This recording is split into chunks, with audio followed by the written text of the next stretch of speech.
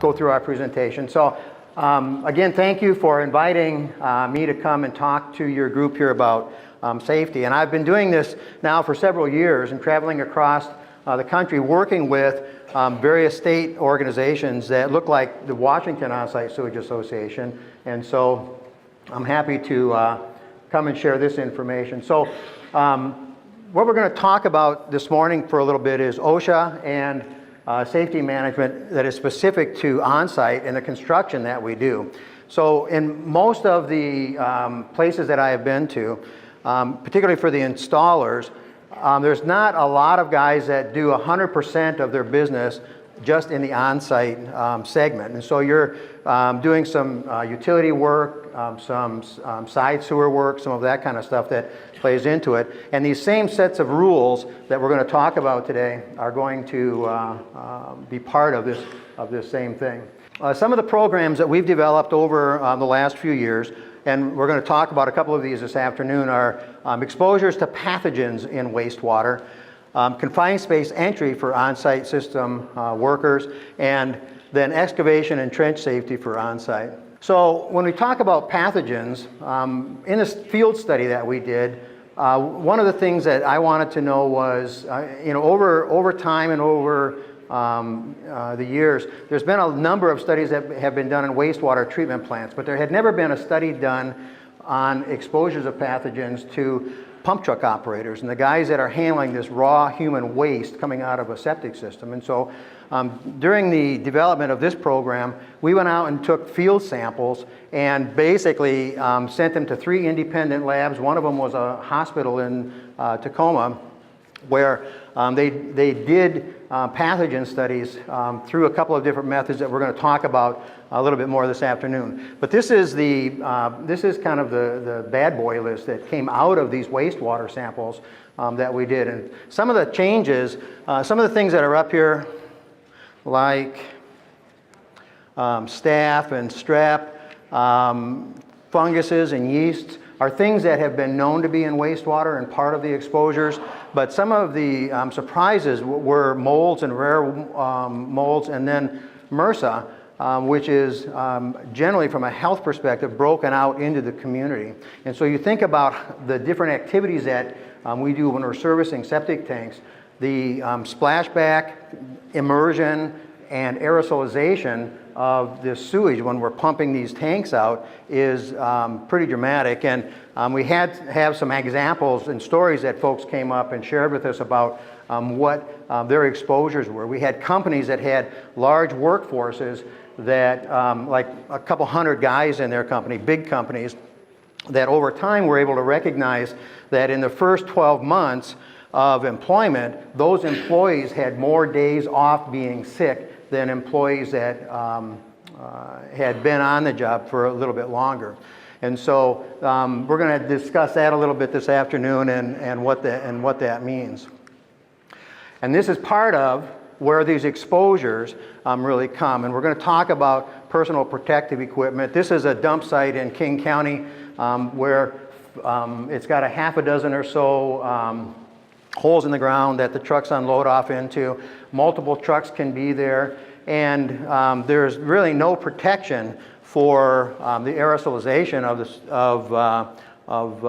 the wash downs and all that kind of stuff. We put petri dishes out all around this site, and all of them came back with just a wide variety of pathogens that were identified in the study that we did. Confined space entry is another thing in Washington and a number of other states that I've traveled to. The ability for service providers to go in and do tank repairs is fairly common. So you have a tank that's in the ground, you're doing your inspection, the flow line is low, the tank has basically been compromised in some way, and so it gets pumped out, and then the service provider goes in and then muds up cracks in the wall, repairs the bottom of the tank and stuff. And I think from some of the conversations I've had, you guys do that here in Oklahoma. And so I'm going to show you a little video here of a story that one of our guys in Washington experienced with a tank repair that he was doing.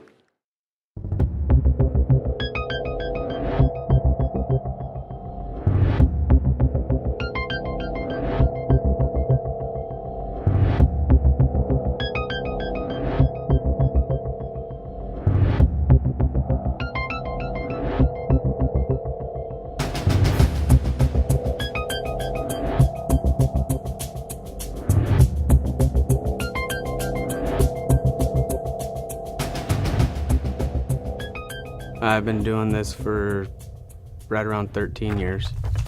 Around 7, 8 years ago, we were doing a job on a community system, and there was a lot of cracks in this tank. We decided to try to repair it with a liquid grout. How's it looking, Bear? Alarm didn't go off, so we should be good to go. That is a special kind of stink down there. Woo! I'm glad it's you and not me. The first thought when I was presented with this job was that it's a residential tank that is buried way too deep for what it was designed for. And that was the first thought. I even verbalized it, and it didn't make a difference. We wanted to try to repair what was there. You good?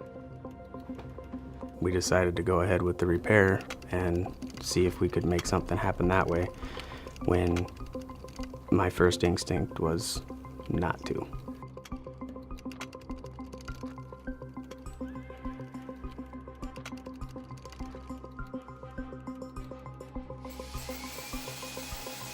As I was roto-hammering, there was a pop as I was roto-hammering, which was dusty, which kind of confused me a little bit because water was coming in. And so I stopped because I couldn't see anything. After I heard the first pop, it did process in my head that, this isn't really gonna work, and I should have, called it quits at that point. Once the dust had cleared, I didn't see any more visual damage. There wasn't anything noticeable from my eye to see that anything structurally had changed in that situation, so I chose to continue on. When I got in halfway through the last hole that I was roto-hammering, the whole wall, with all the force and the water pushing against that wall, it threw me. And as it threw me to the back, everything on the outside of that wall was coming in as well, with water, dirt, the concrete, the dust, and that all went into my eyes. The only thing I could think to do at the time was grab the cable and start pulling myself towards, the exit. Yeah, I've called 911. They're on the way. They'll be checking them out as soon as they get here. Hey, take it easy, kid, all right? I've been in other predicaments since then, and before I start any job, the first thing that goes through my mind is I do have a family, and my son is very important to me. My fiance is also very important to me, and nobody is gonna raise my son. Nobody's gonna fill my shoes at home.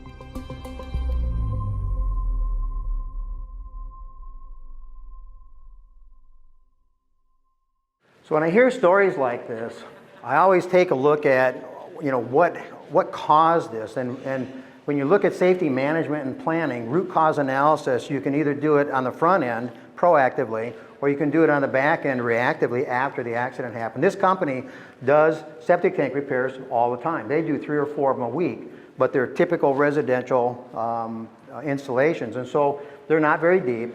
The difference was he tried to take his experience from a standard tank repair and translate it to this, where it actually was a 3,000 gallon tank. It was 13 feet through a 2-foot riser down to the top of the tank, and then another 7 feet to the bottom of the tank that he was down in on a cable. The wall right above the riser was this wall here that he was roto-hammering on, and when the wall collapsed, it pushed him away from where he was going to get out of the tank. That's where he said, I grabbed the cable and started pulling myself to the exit. And so a number of things happened after that. Happily, he was able to get out of it. They had entry rescue equipment. They had a tripod and a cable set up. But they learned a hard lesson that day about risk management and the decisions that they make in the field. So this is really what safety management is all about. It's risk management. And we look at, here's a couple of guys here. If you're a pumper or know some, guys, you know, this kind of a splashback is happened. And so what do these guys have in common is the question I always ask. And the first thing is, when they went to work today, they didn't expect that something like this was going to happen. The other thing was that immediately after the accident, what was the first thing these guys did? They took a selfie. I'm not sure why I get that. But you have to do a workplace evaluation, and when we're looking at risk management, rule number one is if you mess with the bull, you get the horn, right? And so there are steps then that you can take to mitigate the risk as you're going through your job safety analysis or evaluation of the activities that you do. And it's called personal protective equipment. And so that's glasses and gloves and barrier protection and clothing and different things that you can put on to minimize what your exposure is. But does it always do the job that it's intended? So who's responsible for this? As a business owner, you're the boss, and so you have to kind of lead the charge on this. And when you develop your own safety policies, there's just three things to do that make this really simple. One is protect the rider. So for you, it's protect the employees, protect your partner, and protect yourself. And so if you build your safety program around these three basic principles, you're going to have a pretty good start on your program. If we take this out to the field, this is actually a job that, in some pictures that Sarah gave me of a project up in Minnesota that they were doing on a system install. And, but it's essentially the same thing. Protect the operator, protect your partner, and protect yourself. And as we've done this presentation across the country, I have tons of pictures from people that have come up and stuff. And so how many of you guys have got job pictures on your cell phone of good work that you've done, weird work that you've done? Our cell phones have become our trophy walls of this kind of stuff. And virtually every time I've done a presentation on safety, I've had guys come up and get out their cell phone and they're showing me pictures of something crazy that looks like this, that they accepted the risk or they weren't able to recognize the risk and they went ahead and did it anyway. So when we look at excavation and trenching in Onsite, that's going to be the kind of the key focus of this next part of the presentation. We were chosen under an OSHA grant to develop this training resource that we normally will do in a 6 or 7 hour full day class, where we do a review of the OSHA regulations, we do how they apply to the on-site industry, and then we take a look at how they are then done in case studies that we have from a couple of the different installers that we have worked with in Washington State. And the code is set up with three levels. There's 1926 650, 651, and 652. And then there's a variety of appendices that go along to support this. And when I think about a set of rules, you can look at this as rules or you can look at it as tools. And this code has been just recently revisited to make it a little bit easier to understand. And of all the federal codes for safety and everything that I've looked at, this is one of the smallest and most direct information for application of how to do this work safely. So when we do this training, we talk about what some of the definitions are. Competent person responsibilities is a key element of excavation and trenching safety in construction. There's a soil classification scheme that we talk about that kind of differentiates how we think about soils in on-site. Here in Oklahoma, you have, I think there's 5 soil categories, but with 2 subsets, so a total of 7. In Washington, we have 7, but we, as installers and as designers, think about that in terms of soil application loading rates, drain field sizing, flows coming out of the house. But the scheme that they have for classification of soils from an excavation standpoint is just different. It's based on civil engineering and wall stability and loading and some of those kinds of things. And so we talk about that. And then how do you protect these excavations so that when you're down in them that they're safe? And there's a couple of different options that you can use. Shoring and sloping, there's shielding guidelines, and then protective systems. And then we talk about employer and employee responsibilities. So who is OSHA? That's the Occupational Safety and Health Administration, and their authority is to create and enforce these standards in the construction industry. And it was created because there was such a big number of people dying in excavations. Usually in this part of the presentation, one of the things I like to ask is, so how many of you are installers here? And have worked in, and have dug trenches and excavated? How many of you have had an excavation come in on you? Or on a project come in on one of your guys, but nothing happened. And usually the number of people that raise their hand is a little bit more here, but you can kind of look around the room and somebody's got a story to tell about something that went sideways on them during a job. So how are the rules applied? It's Oklahoma and OSHA state. In Washington, we have adopted the OSHA rule, and we have our own state Element Labor and Industry that administrates and enforces the OSHA code. But here in Oklahoma, you have just adopted the code across the board, and so the federal standard is what you go by. So like I said, they have just recently revised these standards, and for the employers, they wanted to make the standard easier to understand. They wanted to permit the use of performance criteria where possible, and then provide employers with options when classifying the soil and then select of their protecting systems. And these last two bullet points on this slide are really the things that give you as a business owner more flexibility in how you make your decisions, the choices that you make to keep the workplace safe, and how do you still get the work done without slowing you down or having it cost you some more money.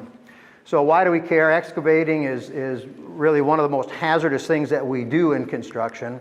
And when we look at the trends for trenching injuries and deaths, you can see it's generally been increasing. And this is just a graph that shows the difference between trench-related fatalities and then trench-related reported injuries. And so one is a fatality, the other is an injury where somebody didn't die, but they suffered some kind of an injury. And usually what that looks like is broken bones, crushed ribs, can be you're buried up to your hips. There's a compression injury that is associated with being in an excavation and having the trench in on you that is almost acting like a tourniquet on your limbs. And then when they pull you out, you are out of the excavation, but the blood clots that were formed for having been in there for so long can suddenly release, and then the injuries that follow on to that are pretty traumatic. So everywhere that I go, I like to take a look at just a Google internet search of a trench fatality that happened in the state that I'm in. And back in 2015, this is one that happened here. And the guy was in the trench, and a couple of things kind of went on here. Emergency crews were on the scenes for hours working recovery mission. The call came about 4:20 on Friday afternoon, and it wasn't until Saturday morning that they actually got the guy out. This afternoon we're going to talk about what this process looks like for you as an independent contractor working in a remote location or working near where you've got rescue services or 911 services available, and what happens next. Most importantly, right here, several fellow workers dug feverishly to rescue the victim 20 feet below the surface and trapped under at least 6 feet of dirt.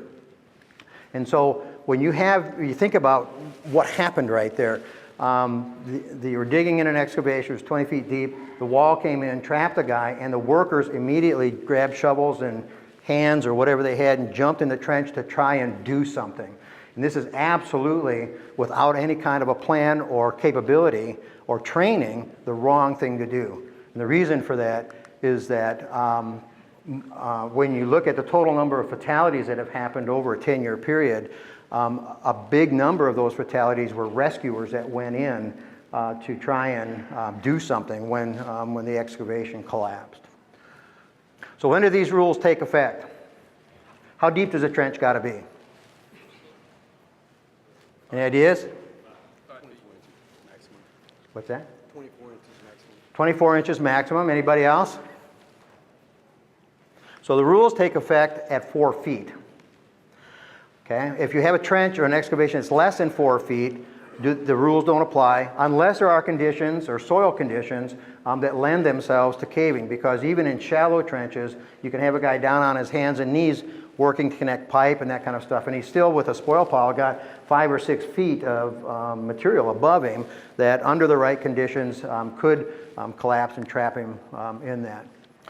As we apply this to our on-site industry, in many states, and here in Oklahoma, you guys do soil test pits, right? And so for the soil scientists and the soil profilers, this is out of your code. So pits shall have a depth of a minimum of 48 inches unless rock or water saturated soils are encountered at a shallower depth, be a minimum of 36 inches wide and 60 inches long, and have one end sloped or stepped to allow for entry. And the reason I put this up here is I've gone from state to state. What I found is when you have different agencies that are making rules, if they haven't harmonized them, then you can end up with a situation like this. We have a similar situation in Washington. For us, it's Department of Health, not Department of Ecology, that sets out the guidelines for our soil profile test pits. And when we compared those and had Department of Labor and Industry take and brush them up against the excavation and trenching requirements under OSHA, the procedure that was being promoted or being required, directed by the state agency, Department of Health, was wrong. And so I always try and identify these and share them with you as I go around, because if you are following this directive by one state agency, but by another federal code agency that you have here, and it's incorrect, you're still responsible for what happens next in that hole. The other kind of a weird thing that happens about the OSHA rule is that for in Oklahoma, this covers employers.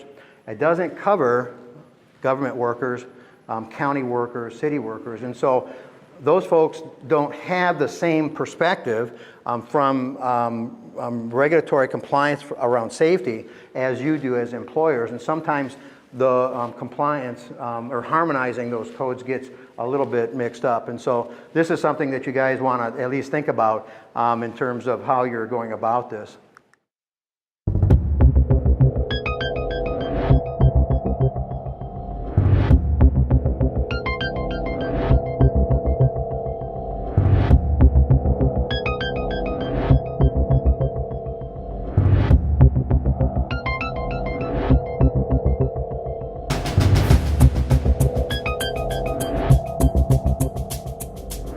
I have been in the business for 35 years.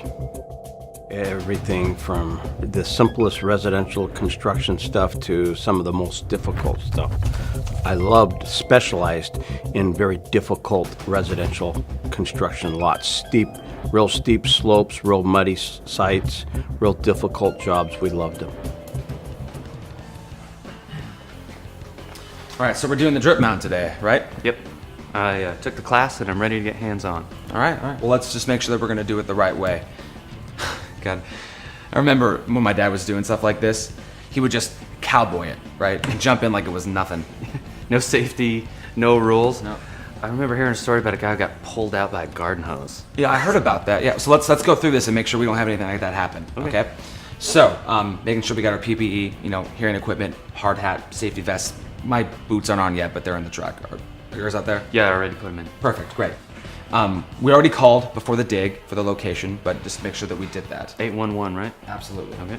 On the control site, just making sure to tape it off, no kids, no pets, nothing wandering in. Moving equipment, we just want to make sure nobody gets struck by or caught in between anything. And along the same lines with the traffic control, I don't think that we're going to need to do anything. About ready to have the cones? They're out there just in case we need Okay. it, yeah. And then just when we dig, watching out for power lines, which we do anyway. Oh, so, yeah. Yep. So I think that's it. I think we're ready to go. Okay. It's in your DNA. You're either a risk taker or you're not. You'll either do it or you don't. I had an incident November 23rd of 1999. I do remember that day. It was the day before Thanksgiving. It was a Wednesday. I was going to do a side sewer hookup. Not very deep, 6 feet, maybe 6.5. It was raining so hard that day, and my company had bid this job that I tried on 3 different occasions with talking with the contractor, trying to postpone doing the job that day and doing it after the Thanksgiving weekend or the following week. The soils on this job were not very conducive to working in the rain. And that's why I tried to get the contractor to let me postpone this. He was adamant that it needed to be done that day.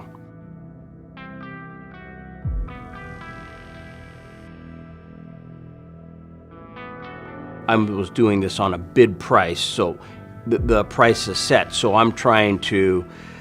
I know that all the material that I dig out, I have to haul away and then import new material for backfill.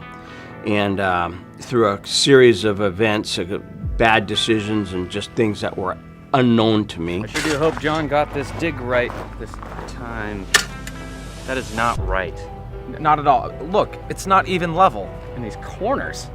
This is all fill. I mean, this is gonna make the excavation even harder. Hold on, let me give him a call. He's only 5 minutes away. I'll get him back there. Yeah, he's gonna be pissed. Boom. In 15 seconds, I am completely passed out, no more air, and that's it.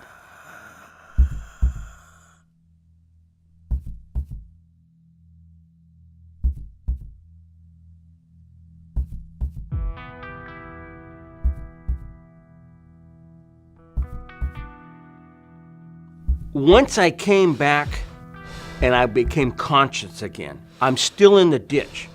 I was still in that ditch for 15, 30 minutes. From the time that I became conscious to the time that they actually got me out of the ditch, one of the things I will tell you is that I hurt so bad that it was really, really difficult for me to focus on other things other than just how bad I hurt. I had never, ever experienced anything as painful as that. My whole body just ached, and I could barely breathe. As it turned out, I had a punctured lung. So I had broken ribs, cracked ribs, bruised ribs, punctured lung, actually deflated. Both lungs were deflated, but one lung was punctured. I forget, a bunch of internal other injuries. Pressure. I did this from pressure from the contractor. That's it. It absolutely afterwards made a huge difference in how I looked at jobs and did jobs. I never let anybody else ever pressure me again. I don't let people push me anymore. I know what my limits are, and I go to my limits. I don't go any farther.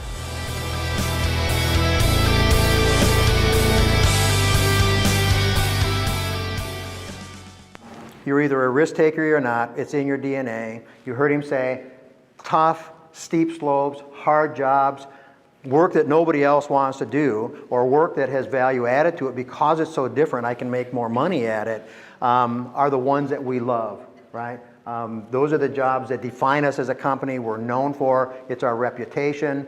And so as I listened to his rationalization for why the accident happened, I kind of come away with a little bit of a different perspective than he does. And what we'll do this afternoon is, when we see this, we're going to take and look at it as an accident investigation that we'll do together as a group, and really get to what the root cause is about why this happened.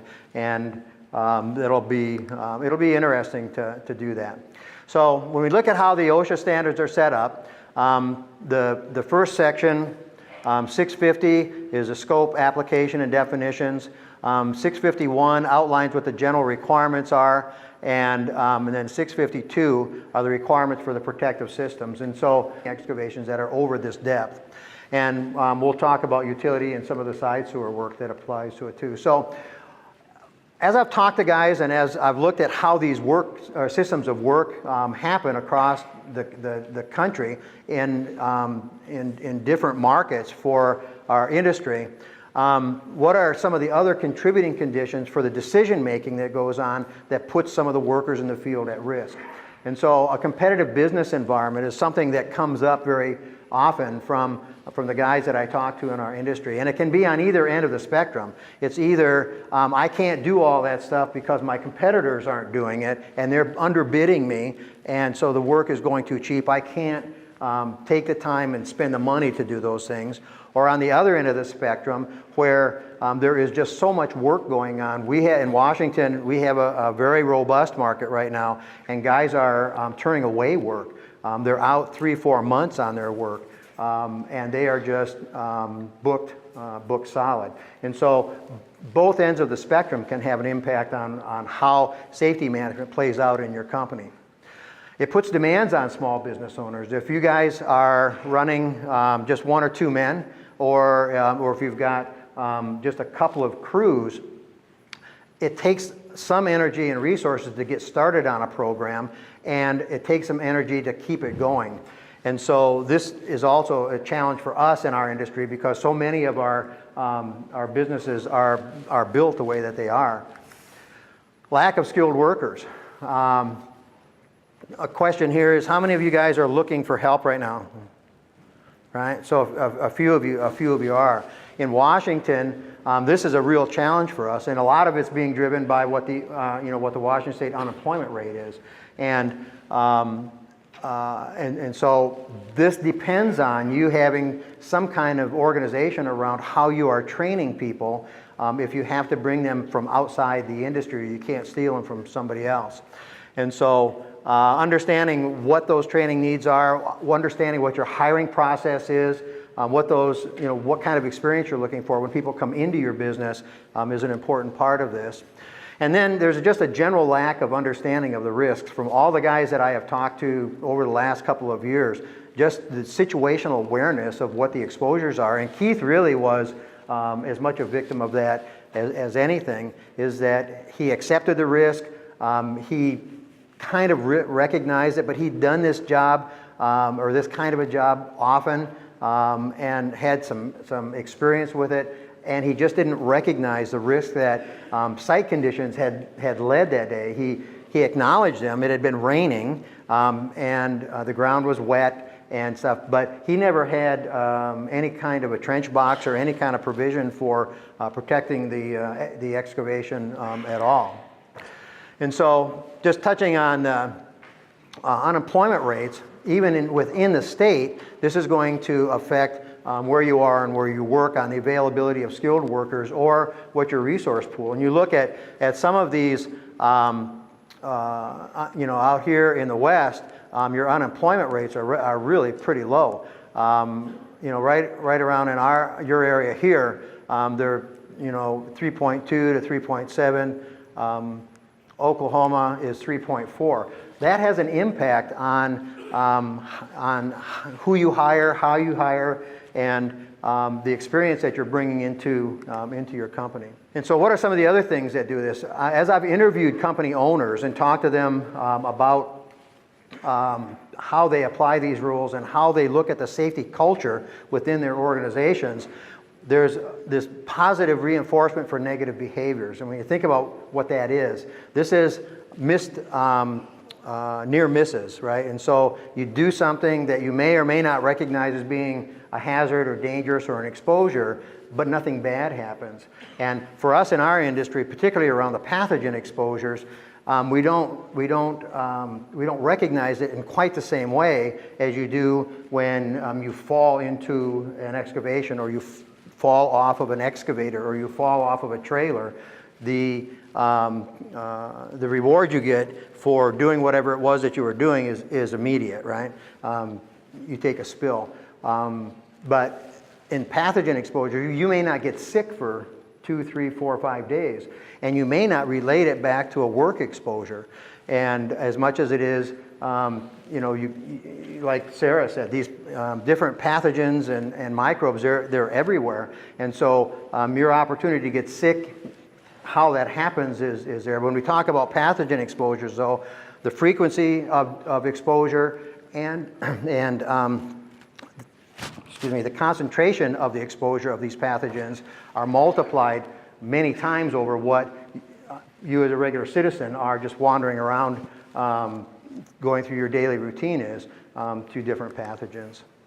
And then company leaderships. I've talked to some companies that rationalize what they do through something they call acceptable business risk. So I've interviewed business owners about why they do things and why they don't. And these are guys that I was tracking along with their crews out in the field and walked it back up to the business owner to see why is this doing what it's doing in the work environment. And one of the guys that I talked to said, well, one, I don't like policies. I don't like, safety policies, management policies, pay policies. I don't like policies at all because then I got to follow them. If I write it down, then I got to do it. And I want to have flexibility. And so then, what about these exposures? And then, and in this case, we were talking about uncontrolled confined space entries into septic tanks. Kind of like the deal that Justin was caught up into.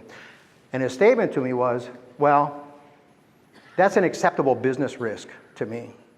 And I can tell you, I don't want to work for that guy, right? Because if I'm a worker and I'm not aware of any of these rules or what the exposures are, my situational awareness is low. I'm assuming my employer is doing what he needs to do to keep me safe or to make me understand what they are. But he says this is an acceptable business risk for him, but he's not the guy going in the hole, right? And so you've got management on one side, you got the workers that are out in the field that are making decisions on the other side. My displacement is making a tape flip. Hey, Tommy, get a screwdriver, we gotta clean this up. That's what you call baptism. Pretty cool, right? So kind of the story behind this is that this was a ocean frontage septic system replacement that was going on. They brought this tank in on a barge on the tide and got it in place. And but as they continued putting it together, they realized the UV light that they used for disinfection on this system hadn't been installed in the tank. So what happens next? So the job supervisor, who's the guy that's in the tank, doesn't want to ask any of his workers to do something that he wouldn't do. So he's the one that goes down in the tank. This is some version of about 48-degree water that they are, and they've got about an hour until the high tide comes in, and this tank's going to be covered up. That's kind of what's going on here, right? And so this video was taken by one of the employees on his phone, right? And after they did it, Hero Wall put it up on their website, and we got wind of it because we know these guys pretty well, and we said, gee whiz, you probably want to take that off your website. There's some real problems here for you. And but my question when I met back with the owner on this was, so tell me what you did after they went through this whole thing on this video. I said, so tell me what you did. Did you pat your supervisor on the back and say, good job for thinking through the problem and solving it and getting it done? Or did you demonstrate to your crew your commitment to safety in some way where you gave them 2 days off with pay to think about what kind of company culture he's promoting within the company to take unnecessary risks that could really go badly.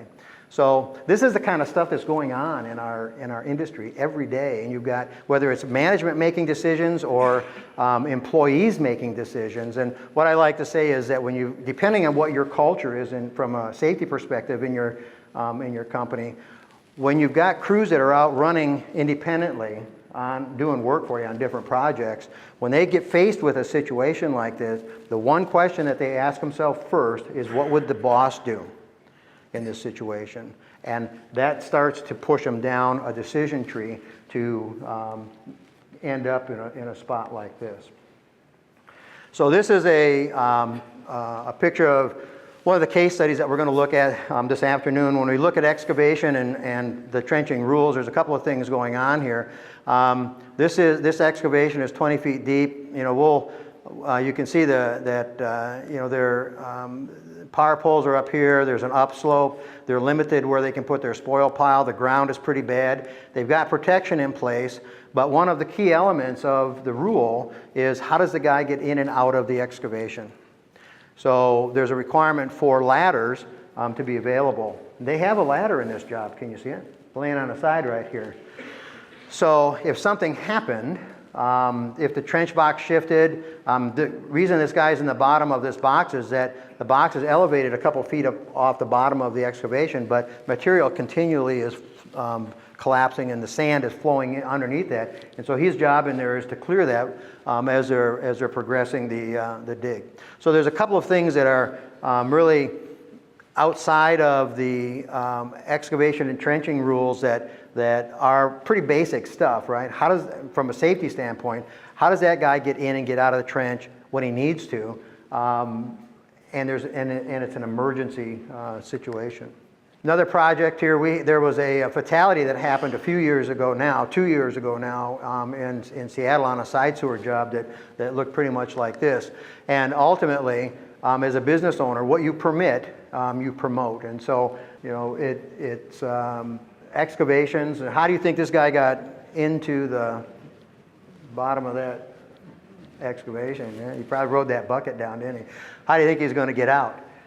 Right? And so when you look at this from a safety standpoint, what are the exposures here? And it's, the wall collapse. And you look at the wall here, and there's a crack that's here that affects how you call out the soils.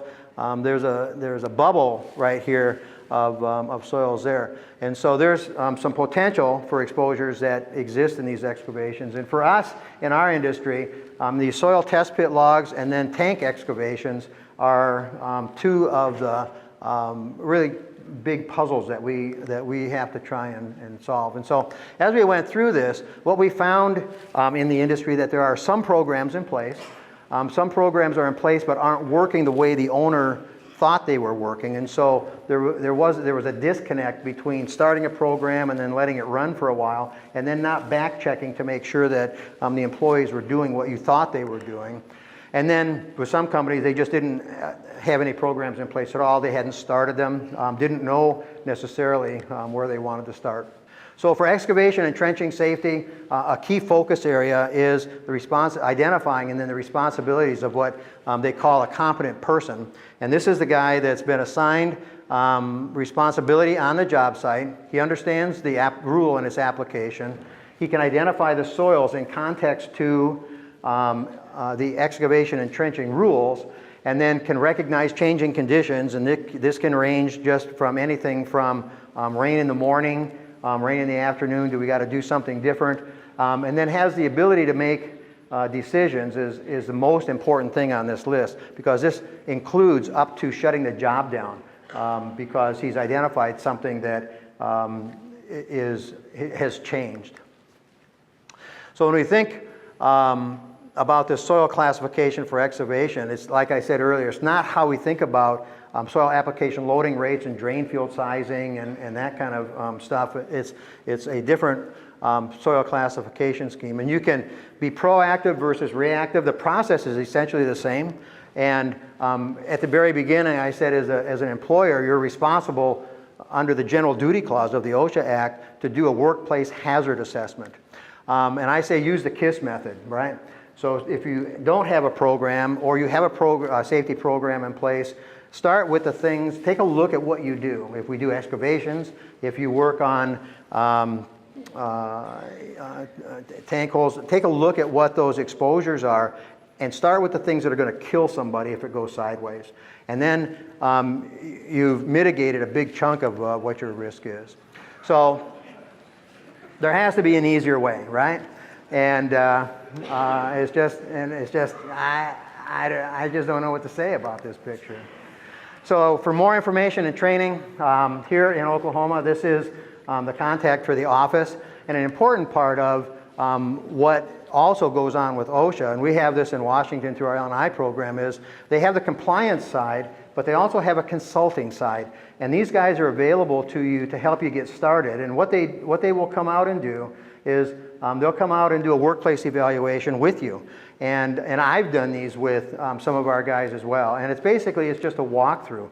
And because we're from the outside and we haven't been working in your shop for 25 years or looking at the different activities that you do, we look at it with new eyes. And so we see things just differently. And that's what these guys will do. Importantly, they'll make some recommendations for identifying and solving different safety or health problems, put you linked up with some sources to help you, and then give you this written report that summarizes the finding. And that's the beginning of your safety management program with OSHA. And most importantly, these guys are not able to write compliance tickets. So if they find something grossly wrong, they're just observers. They're going to tell you what it is, give you some suggestions on how you can fix it, and that gets you started down the process. So there's really little to no risk in inviting the government into your workplace, right? Because they can't write compliance tickets to you. But that said, if you have, and it goes really both ways, if you have a severe accident under OSHA, loss of an eye, overnight hospitalization, or fatality, OSHA is going to come and inspect your workplace. And whether you haven't done anything or you've had these guys come out and help you get started and then you didn't do anything with what they told you, you're going to end up kind of in the same place.